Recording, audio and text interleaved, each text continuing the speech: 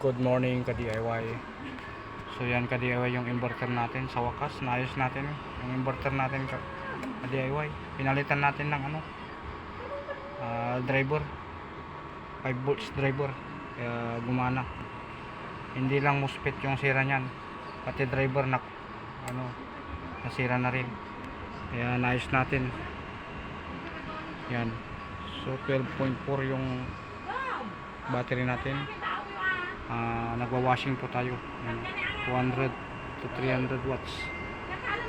Yan po yung kinukonsumo natin. Nagwa-washing po tayo. Yan, marami po tayong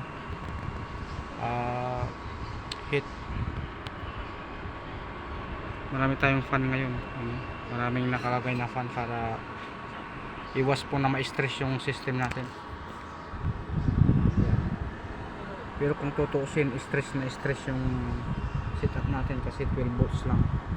Mas magandang setup 24 at saka 48. Yung mga magandang mga setup. Pero pag 12, pwede na rin. Pero stress yung mga system natin. Stress yung inverter. Stress yung battery natin. Yan yung battery natin. Yan.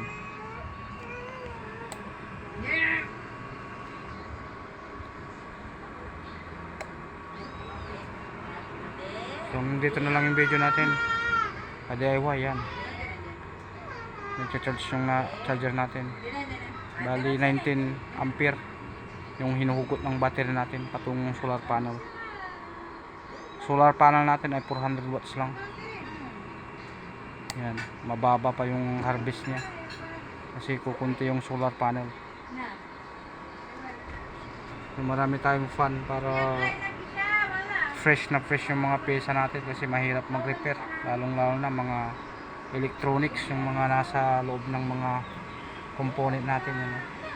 Kikita nyo naman yung bluro yun, panay, lahat yan panay electronic components, mahirap ayusin yan pag nasira na yan.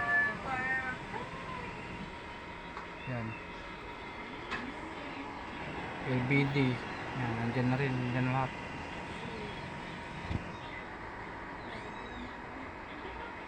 Yan. So dito na lang yung video natin mga ka-DIY.